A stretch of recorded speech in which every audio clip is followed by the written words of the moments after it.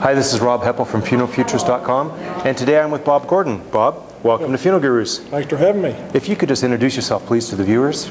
Well, as he said, I'm Bob Gordon. Our funeral home and cemetery and crematory and flower shop and insurance agency is in Klamath Falls, Oregon. Great, Bob. Now, we're here at the Dignity Affiliate Summit in San Antonio, and you were just sharing with the group about your concierge service that you have at your funeral home. And maybe if you could just explain a little bit of what that is. Many people have heard of that from a hotel perspective, but not a lot of people have heard it from a funeral home perspective. And then maybe elaborate on who looks after it for your funeral home. How long do you want me to talk? Well, we'll see. You know, we'll try to keep it with 5 minutes. You get a hook and get me to stop. Okay. We really do, as a concierge, everything that a hotel does, except maybe some of those things that aren't quite legal. It really started where I had two really lovely elderly women come from the East Coast to take care of their brother who had died, and they hadn't really seen him in 20 years. They'd talked to him, but they hadn't been out to his house. And he'd been sick for quite a while, so his house as a single male wasn't maintained at their levels, obviously, because they were very prim and proper. And they were a little embarrassed and said, well, his yard's a mess. And I said, you know, I can get the gardener to clean it up for you. And, well, the inside, you know, he wasn't a very good housekeeper. We can get Mary maids to come over and do it. And then they said, you know, we're going to have to pack a lot of stuff. And I said, well, I can get the packing company to help you. And that was good. And then she said, I don't know what we're going to have to do with the house. Probably have to auction some stuff off. And I said, I can get you an auctioneer. And you probably don't know whether you want to rent it or what you want to do, but I can get you a realtor to work with here. That would be wonderful. And I said, you know, by the way, I know you ladies probably have your own attorneys, but they're back east. You may want to have a local attorney here that can work with your attorneys, and I can make a suggestion for that.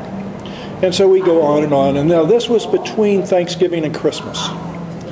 And they were very concerned that they had the responsibility and were going to take care of their brother and all of the things, not just the funeral, but all the things of his assets and things that had to be taken care of.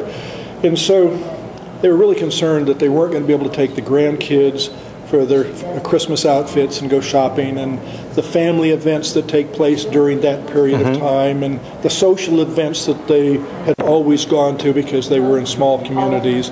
And but that was okay with them. I mean, they had this responsibility. And after they went away, and about 3 or 4 days later, they came back, and they had to find me, and they just needed to thank me. And I really didn't do anything other than tell my staff to make some phone calls and give them some information that they were going to be able to have Christmas. They were going to have to come back and do some things, but they were going to really be able to have Christmas with their family. And it was all because we offered some extended services. Well, the minute that was done, I told Tim Lancaster, our on-site manager, to build a brochure with all those things in it, and we're going to be in the concierge business. And so we went out and found other services, all of the hotels. You want to have dinner, you want good, better, and best, you want fish, you want Italian, you want steak, you know, whatever you want, and you have 3 or 4 choices in each one, from the fanciest hotels to a nice hotel. And so we built a contact with all these businesses in our community. So by doing this, calling them and setting up all of these events and things, we become their preferred provider for the death care industry, and they recommend for their staff and their friends and anybody that uses them that we're the place to call. So we have built a coalition with our whole community, business community. These strategic alliances. Strategic alliances. Well, that's all well and good. So we also know that when a female calls, or when there's a death, the families sometimes are very upset, and they really don't like the funeral home. They don't want to have to come. No. They don't want to have to spend any money, and they just don't want to have to go through the process. Well, if a man calls them, you know, he's ugly, big, rough, and whatnot, and if a young lady calls, she's nice, sweet, and so forth. And so we have our receptionist and our female staff call the family and tell them about our concierge service and the things that we can provide. They may have people coming from out of town, or they need plane reservations because of the Dignity travel plan. Do they need hotel? Did Aunt Martha come to town and slip is torn. Do we need a seamstress? Do they need nylons? Do they need to go get their nails done or their hair done? Or, just all of the services that a concierge program could do. And they tell the family about that before we talk about appointments, before we talk about the information they need to bring. So we're diffusing that anger, lowering them so we can talk to them about other things when they see the director.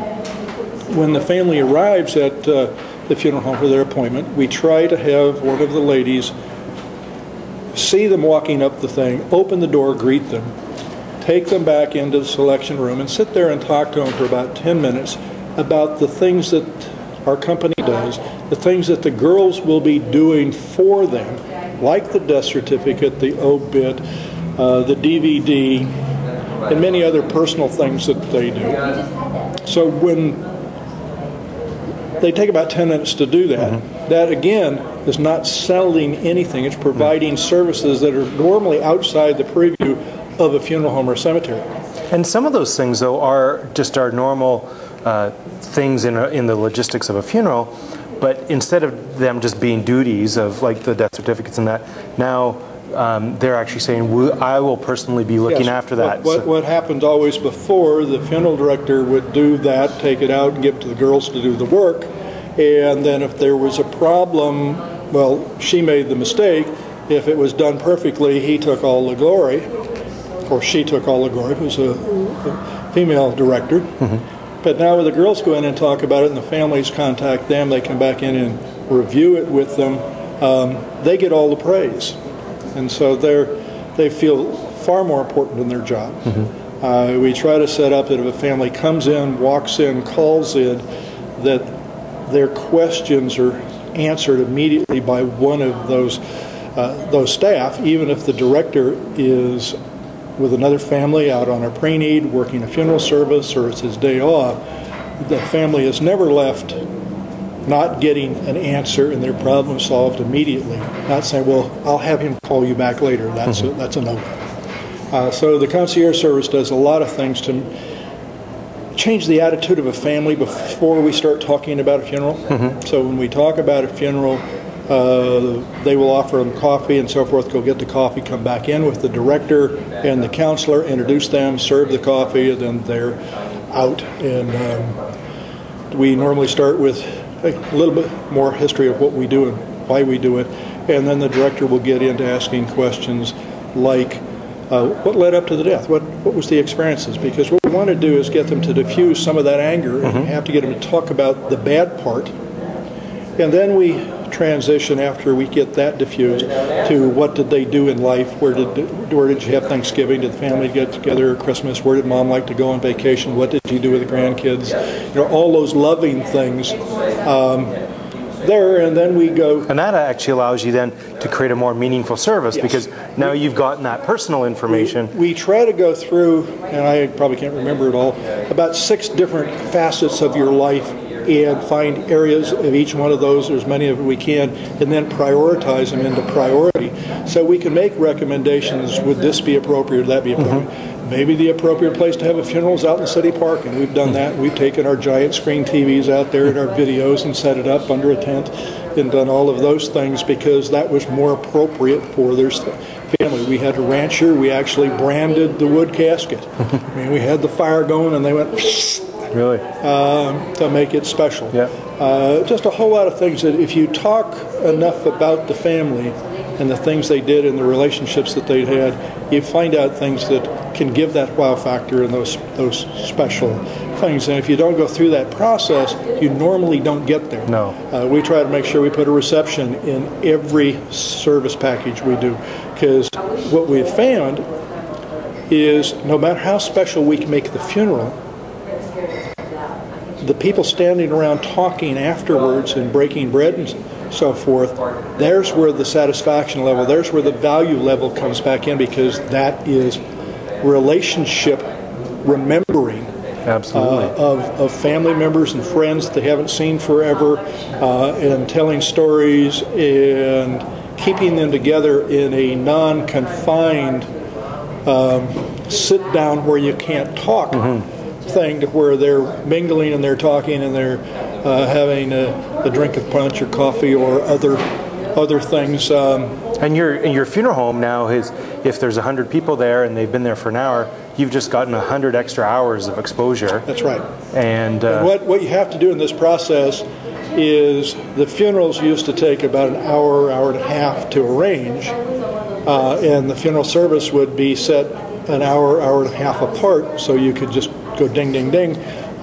We found that to personalize services and do this process, we make arrangements at 10 o'clock, 2 o'clock, 6 or 7, so that would be 3 a day. We also run our funerals exactly at the same time, because we have funerals 7 days a week. We have burials 7 days a week. We do night services, night burials, so more people can come and not lose the day's pay. And we don't charge extra for those hours. No, Bob, probably some of the funeral directors that are watching this are going to think, well, that's I'm going to have to hire more staff or pay overtime or things like that. We've built a schedule so there is no overtime. We have built 3 teams. A team would comprise of a ranger sales staff, administrative staff, and maintenance staff. And so there's 2 teams on every day, 7 days a week, and 1 team off.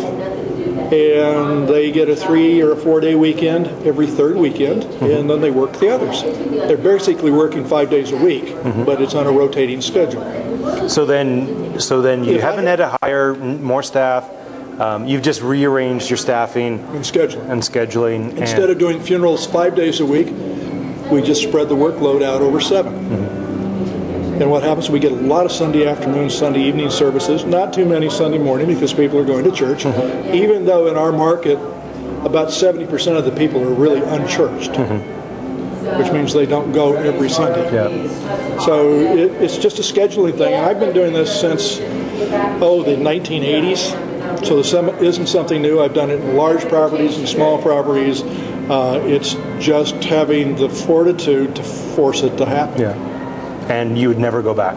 No, because we're in business to serve the community when it needs to be served, not when my employees want to work. Well, Bob, it sounds great, and that's why you and Tim are so successful there. And I just want to thank you for sharing. Thank you. You're a guru, and you're watching funeralgurus.com. Thanks, folks.